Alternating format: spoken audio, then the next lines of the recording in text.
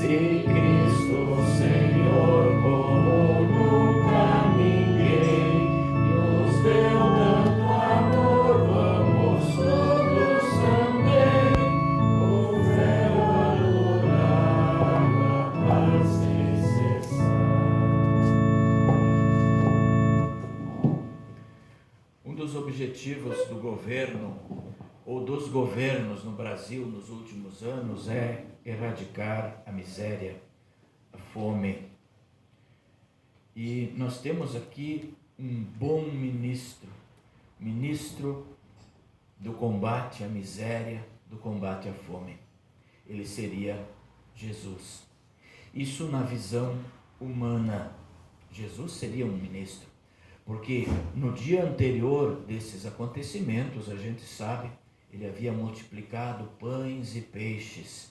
Ele havia feito sair de cestos alimentos para bem mais de 5.000 pessoas. E o povo no outro dia sentiu fome e foi atrás dele, atravessou o lago da Galileia e estava a conversar com ele. Vocês lembram que eles perguntaram: mestre, como foi que você chegou aqui? A pergunta não era essa: mestre, quando é que vai ser o jantar? Essa era a pergunta. Eles estavam com fome, era um povo desnutrido fisicamente. Sim, era um domínio romano, as coisas eram difíceis, aquele momento era difícil. Então Jesus poderia ser sim um belo de um ministro do combate à miséria, à fome, porque ele sabia como alimentar fisicamente as pessoas. Então, como era bom ter um ministro assim, que alimentasse o povo sem gastar quase nada. Creio que nunca mais ele ia ser demitido, ele seria um ministro perpétuo. Então era algo parecido com o que as pessoas estavam pensando naquele momento. Elas estavam procurando Jesus naquele dia por causa do milagre da multiplicação dos pães. E Jesus diz então ao povo que o seu Pai dá um pão que desce do céu e que dá a vida ao mundo.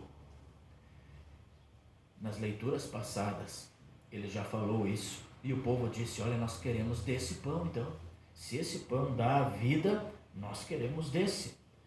Não, ele dá a vida para sempre. Jesus estava falando da vida eterna. Jesus estava falando do comer e beber do seu próprio corpo, ou seja, do verbo que se transformou em palavra. E o verbo habitou entre nós, a palavra. Nós nos alimentamos da palavra. Então aqui Jesus entra num assunto que nós lemos no Evangelho de hoje, uma conversa estranha de que ele é o pão vivo que desceu do céu. Capítulo 6, verso 34, ele tinha dito que ele iria alimentar todos, mas agora ele diz que ele próprio é o alimento. Imagine Jesus, no nosso texto, ele está dizendo: olha, quem comer da minha carne e quem beber do meu sangue. O povo olhava para aquele jovem, Jesus era um jovem, 30 anos, dizendo que eles precisavam comer da sua carne e beber do seu sangue. Olha o choque. Jamais alguém tinha dito isso. Jamais uma religião que eles conheceram havia feito tal proposta, de você comer e beber o corpo de uma pessoa, de um Deus, porque Jesus é Deus. Ele aqui está dizendo para as pessoas que ele e o Pai são um. Então as pessoas buscavam pão e Jesus lhes oferece a sua carne. E não é só isso, para nós que sabemos que Jesus derramou o seu sangue na cruz, que ele foi crucificado nela, o seu corpo foi chicoteado, abatido, dilacerado, fatiado com chicotes. Para nós é mais fácil de entender isso. Jesus, antes de morrer, ele institui a Santa Ceia. Mas aí fica bem mais fácil. Mas aquele povo, naquele momento, não é de estranhar que eles tenham achado tudo aquilo muito difícil de entender. Para eles aquilo parecia um absurdo. Agora, para a alma, então, Deus enviou o pão da vida. Jesus, Ele se tornou o nosso alimento pelo sacrifício da sua carne e derramamento do seu sangue. Nós sabemos isso, nós aceitamos isso, nós ouvimos isso desde criança. Agora, muitos também rejeitaram Jesus, zombando dele, exatamente porque ele falou isso. Muitos hoje também o rejeitam. Jesus se entristece com isso. Por isso, nós precisamos comer o pão vivo e viver para sempre. Quem come o pão vivo, seja pela palavra, seja pela santa ceia, tem vida em abundância. E Jesus diz, olha, os que comeram o maná lá no deserto morreram, assim como nós vamos morrer um dia, não importando se nós comemos pouco, muito, bem ou mal. Se eu sou vegano, vegetariano ou sei lá o que, eu vou morrer. Vai chegar meu momento. Mas em Jesus nós temos a vida que não é destruída pela morte. Isso estava sendo difícil para eles entender. Já em Apocalipse, no capítulo 1, ele diz, eu sou aquele que vive. Eu estive morto, mas agora estou vivo para todo sempre. Tenho autoridade sobre a morte e o mundo dos mortos. Assim, comer o pão vivo nos garante a vida eterna. Vamos comer o pão vivo, vamos viver para sempre. Jesus deixa bem claro que o pão vivo é para ser comido e não apenas admirado. Quantas pessoas admiram o pão? Quantas pessoas admiram os templos? Quantas pessoas admiram as igrejas? Quantas pessoas admiram os cristãos, mas não se tornam cristãos, não se alimentam do pão vivo? Assim como não adiantaria nada Jesus multiplicar pães e peixes, se aqueles mais de 5.000 homens, além de crianças e mulheres, não comessem. Imagine se os pães permanecessem e os peixes permanecessem nos cestos. As pessoas iriam morrer de fome. Imagine quantas pessoas poderiam estar sentadas nessas cadeiras agora, ouvindo ou se alimentando da palavra de Deus, o pão vivo. Então nós vamos comer. Não adianta nada uma bela pregação se as pessoas não se alimentarem. Não adianta nada expor a pregação também nos meios sociais se as pessoas não clicarem, se as pessoas estiverem interessadas em programas de TV, em passeios, em festividades, em descontração, em lazer. O lazer é bom no momento, mas ele não te leva para a vida eterna.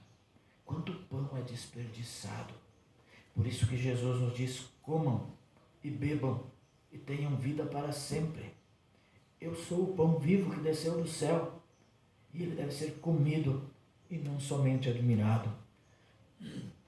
Jesus não quer admiradores, cristãos que o admiram, mas não querem compromisso, não querem envolvimento. Como o pão vivo de Deus, Jesus quer ser comido por nós.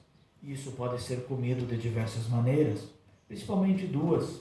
Pela fé, nós nos alimentamos pela fé. E também no sacramento da Santa Ceia, quando ele diz, comam, isto é o meu corpo, bebam, isto é o meu sangue.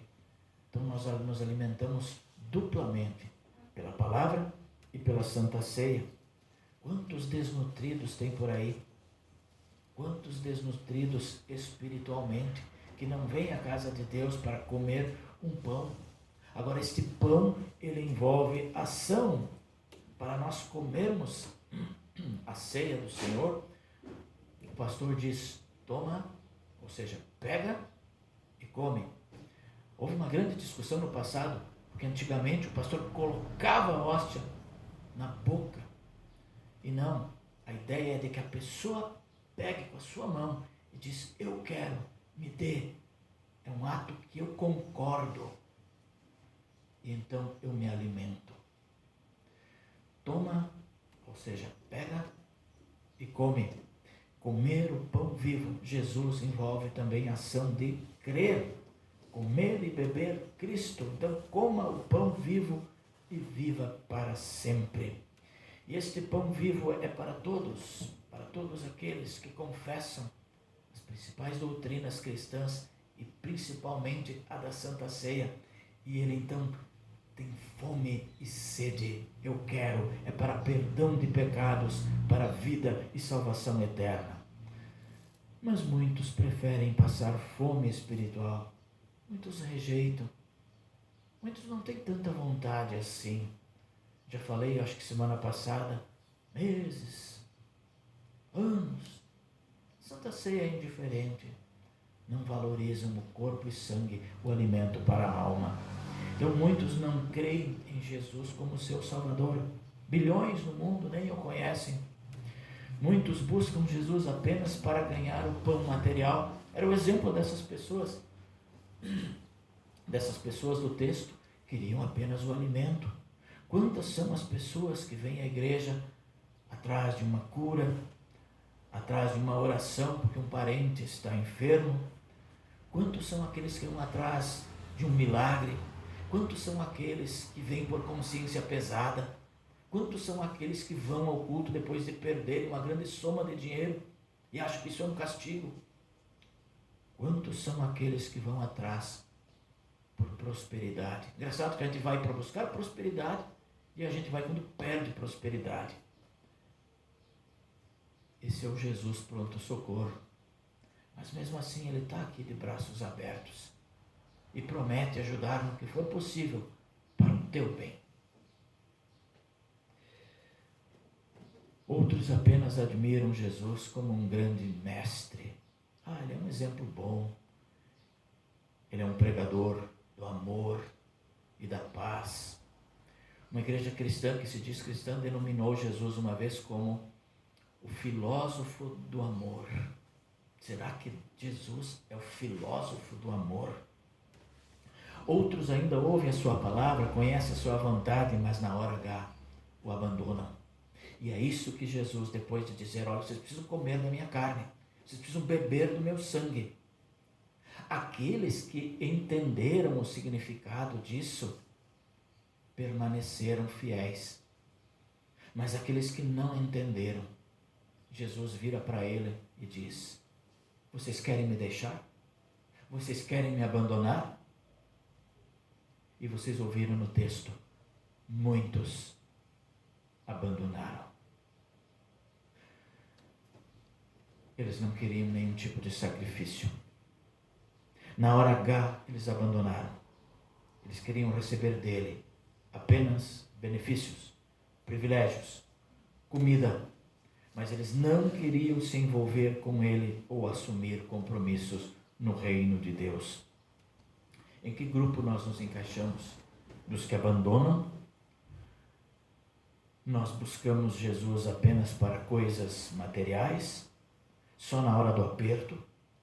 Nós ouvimos e gostamos de Jesus, mas quando ele nos chama para agir, quando ele nos chama para um compromisso, quando ele nos chama para um cargo, quando ele nos chama para dedicar um tempo a ele, no seu reino, na sua igreja, aí nós dissemos, não posso, não tenho tempo, é difícil, tenho que trabalhar, estou cansado. Quais são as desculpas? Quando Jesus terminou essa conversa com o povo, muitos abandonaram. Eles acharam difícil aceitar o que ele ensinava. Não queriam compromisso, queriam apenas receber benefícios e pão grátis. E entre nós é diferente? Não.